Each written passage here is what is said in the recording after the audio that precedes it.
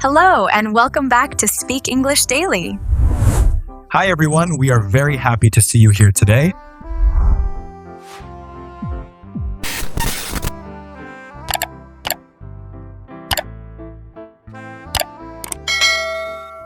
Hey, everyone. Welcome back. Today's conversation is one of those things people don't think about until they're suddenly in the moment and don't know what to say. Yeah, that awkward pause when someone tells you something unexpected and your brain just freezes. Right. And it can happen anywhere. A friend drops big news. A coworker tells you something surprising. Even a family member shares something out of nowhere. And the pressure is real because your reaction matters more than you think. One wrong response can make things uncomfortable or even hurt someone without meaning to. That's the tricky part. It's not just about words. It's about tone, timing, and emotion. People don't remember the exact sentence you used, but they remember how you made them feel in that moment. I remember a time when a friend told me he was moving to another country. I was shocked, and I just said, "Oh, okay." And the look on his face, I could tell he expected something more. That's such a real example. You weren't trying to be cold, you were just surprised. Yeah, but surprise doesn't always come out the way we intend. Sometimes it sounds flat or even uninterested. That's why this topic matters. Reacting to unexpected news is a skill, and like any skill, you can learn it. Today we're going to walk through different kinds of reactions. Simple ones, emotional ones, and even those moments when you don't know what to say at all. And we'll keep it real, not textbook phrases, but the kind of English people actually use in daily life. So if you've ever had that moment where someone tells you something big and you think, "What do I say now?" This is for you. Let's start with the most natural place, that first reaction when something catches you off guard. So imagine this. I walk up to you and say, "Mike, I just quit my job." Really? See, that's perfect. Simple, natural, and it shows you're surprised. And honestly, that's how people react most of the time. You don't give a long speech, you just respond with a quick emotional signal. Yeah, those short phrases carry a lot of meaning, like really, no way, or you're kidding. Let's try another one. "Anna, I just won a free trip to Italy." No way, that's crazy. That already feels more alive than just saying, "That is surprising." Exactly. Actually, let me rephrase that. What makes it sound natural is the energy. Your voice goes up. Your eyes might widen. Your reaction feels spontaneous. That's something learners often miss. They focus on the words but forget the emotion behind them. Right. If you say "no way" with a flat voice, it doesn't sound like surprise. It sounds like you don't care. Or worse, it can sound sarcastic. Let's play with that. Say "you're kidding" in two different ways. Okay, "You're kidding." That sounds bored. Now with emotion. "You're kidding?" Much better. That feels real. And that's the key. These phrases are simple, but they only work when your tone matches the situation. Also, notice how people often repeat or react twice, like, "Really? No way." Yeah, stacking reactions makes it feel more human. Let's try a mini example. I say, "I just met a famous actor yesterday." Really? No way. Who was it? See, you reacted, then showed interest. That's a natural flow. And that's something to remember. Your first reaction opens the door to the conversation. If your reaction feels flat, the conversation can die quickly. But if it feels alive, the other person feels encouraged to share more. So don't overthink it. Keep it simple, but let your emotions show. Because at the end of the day, people aren't judging your grammar in that moment. They're feeling your reaction. Now let's shift to something a little more specific, positive unexpected news. This is where things get fun, because you get to share someone's excitement. And your reaction can actually make their moment even better. So imagine I tell you, "Anna, I just got promoted." That's amazing! I'm so happy for you. That's great news. You can hear the difference. There's emotion, there's enthusiasm. And notice something important. Your reaction isn't about you, it's about them. Yeah, you're stepping into their moment and amplifying it. I remember when my friend told me she got accepted into her dream university. She was nervous telling me, and I just said, "That's amazing. You worked so hard for this."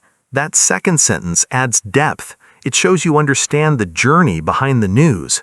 Exactly. It's not just reacting, it's connecting. Let's try another example. I finally started my own business. That's great news. Wow, that must feel incredible. That follow-up line makes it feel more personal. And that's the difference between a basic reaction and a meaningful one. A basic reaction is, "That's nice."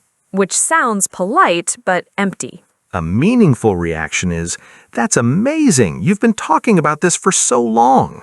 Now it feels real. And people notice that. They feel seen. So when someone shares good news, don't hold back your energy. Let yourself react fully. Because those moments, those reactions, are what people remember long after the conversation ends. And sometimes those moments aren't happy ones. Yeah, that's where things get a little more delicate. Let's talk about when the news is negative, because this is where a lot of people struggle the most. Definitely. When someone shares something difficult, the pressure feels different. You don't want to say the wrong thing. Or sound careless, or worse, insensitive. Right. So imagine I say, "Anna, I lost my job yesterday." Oh, I'm really sorry to hear that. That's simple, but it works. And notice the tone. It's softer, slower. You're not reacting with excitement anymore, you're stepping into their emotion. That's the key difference. When the news is negative, your energy should come down, not up. Let's add a little more depth. I'm sorry to hear that. That must be really tough. That second sentence shows understanding. It tells the person, "I get that this is hard." And that matters, because when people share bad news, they're often not looking for solutions. They just want to feel heard. Exactly. If you jump straight into advice, it can feel dismissive. Like if you say, "Well, you'll find another job."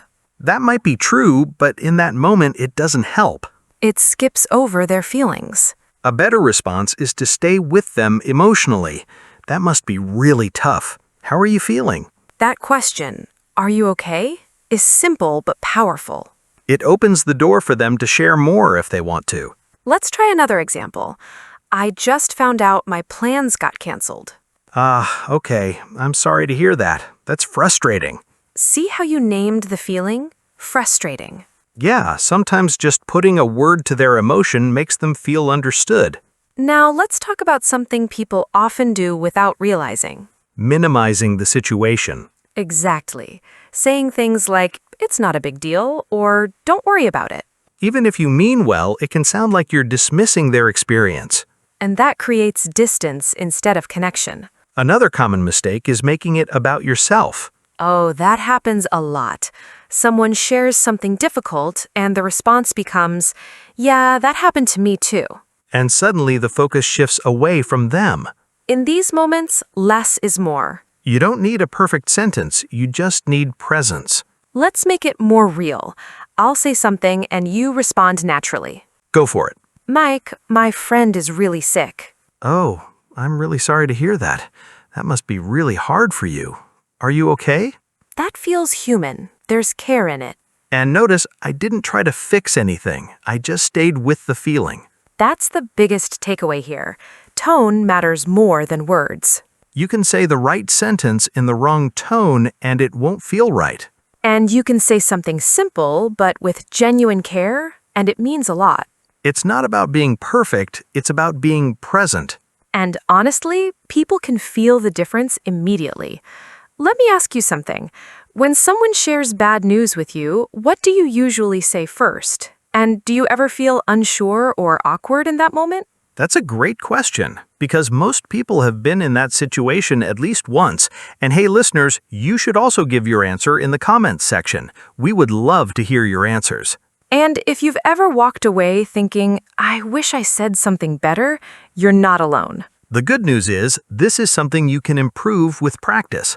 And just being aware of it already puts you ahead. Because now, the next time someone shares something difficult, you'll pause and respond with care instead of panic. And that small shift can completely change how the conversation feels. And more importantly, how the other person feels. And sometimes, even when you care, even when you want to respond well, your mind just goes blank. Yeah, that moment where you hear the news and you think, I should say something, but nothing comes out. It's more common than people think. And honestly, it doesn't mean you're bad at communication. It just means you're human. Let's make it real. Imagine I tell you, Anna, I just got an offer to move abroad next week. Wow, I didn't expect that. That's a great example. You're being honest about your reaction without sounding cold. Right. You're not forcing a perfect sentence, you're just acknowledging the moment. And that buys you time. Exactly, because sometimes you need a second to process what you just heard. Another natural phrase is, give me a second. Yeah, like if I say, Mike, I'm quitting everything and starting over. Give me a second. That's a lot to take in. That sounds real. It doesn't feel awkward. And it shows you're engaged, not ignoring the situation. Here's another one people hesitate to use. I'm not sure what to say. I like that one because it's honest. And honesty in these moments can feel more comforting than a perfect sentence. Let's try it. Anna, I just found out something unexpected about my family. Wow, I'm not sure what to say, but I'm here. That last part, I'm here, makes a big difference. It turns uncertainty into support. Because the truth is, you don't always need the right words. Sometimes just staying present is enough. And people can feel that. They can tell when you're genuinely there with them, even if you're not saying much. Let's talk about something important here. Silence. Yeah, silence can feel uncomfortable, especially in conversations like this. But not all silence is bad. Sometimes a short pause shows you're thinking, processing, and taking the moment seriously. The problem is when people panic and try to fill that silence with anything. And that's when awkward or insensitive comments can slip out. So instead of rushing, it's better to slow down and be honest. Wow, I didn't expect that. Give me a second. That's a lot to take in. I'm not sure what to say. These are simple, natural tools that help you stay in the conversation without forcing it.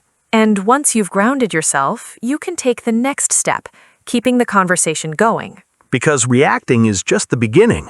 What comes after is just as important. Let's move into that. So you've reacted, you've shown emotion. Now what? Now you show interest. Exactly. This is where follow-up questions come in. And this is what turns a reaction into a real conversation. Let's go back to an example. Mike, I just got promoted. That's amazing. What happened? That question, what happened, is simple but powerful. It invites the other person to share the story behind the news. And people usually want to tell that story. Another great question is, how do you feel about it? I love that one because it focuses on emotions, not just facts. Right. Two people can experience the same situation very differently. Let's try it. Anna, I got a job offer in another city. That's great news. How do you feel about it? See? That opens up a deeper conversation. And it shows you care about their perspective, not just the event itself. Another useful question is, what are you going to do next? That one looks forward. It helps the conversation move ahead. Like if I say, Mike, I finally finished my project. That's great. What are you going to do next? It keeps the energy going. And it makes the conversation feel alive, not one-sided. Let's combine everything into a natural flow. I'll give you a situation. Ready. Mike, I just decided to move to a different country. Wow. I didn't expect that. How do you feel about it? That's smooth. You reacted, then followed up. And it feels natural, not forced. That's the goal. Let's try another. Anna, I failed my exam. Oh, I'm really sorry to hear that. What happened? That's empathetic and curious at the same time. Because you're not just reacting, you're staying engaged. And that's what people remember, not just your first words, but how you continue the conversation. So, if you ever feel stuck, just remember this flow. React, then ask. Keep it simple. Keep it human. And don't worry about being perfect. Because real conversations aren't perfect. They're honest. And honestly, that's a really good place to bring everything together. Yeah, because we've covered a lot, but it all comes down to how you show up in that moment. Let's quickly walk through it in a natural way, not like a lesson, more like real life. I like that. Let's just talk. Okay, I'll start. Mike, I just got a job offer in another country. Really? No way. That's amazing. How do you feel about it? See, that's everything in one flow: surprise, excitement, and interest. And it feels smooth, not forced. Let's try something different. Mike, I didn't get the job I really wanted. Oh, I'm really sorry to hear that. That must be really tough. Are you okay? That feels supportive, calm, present, and human. And notice I didn't rush to fix it or give advice. That's such an important point. You don't always need to solve the problem. Sometimes just being there is enough. Okay, one more. Mike, I just made a big decision about my life. Wow, I didn't expect that. Give me a second. Okay, tell me more. What happened? That's real. You took a moment, then stayed engaged. Because sometimes you need that pause to respond properly. And that pause doesn't make you weak. It makes you thoughtful. Let's be honest, nobody gets this right every time. Not at all. Even native speakers have awkward moments. But the difference is they recover naturally. And now you can too. Because you've got the tools, simple reactions, emotional awareness, and follow-up questions. And more importantly, you understand the feeling behind the words. That's what makes a conversation sound real. So, next time someone shares unexpected news with you, Don't panic. don't overthink. Just react, stay present, and show you care. Because in the end, people don't expect perfection. They just want to feel understood.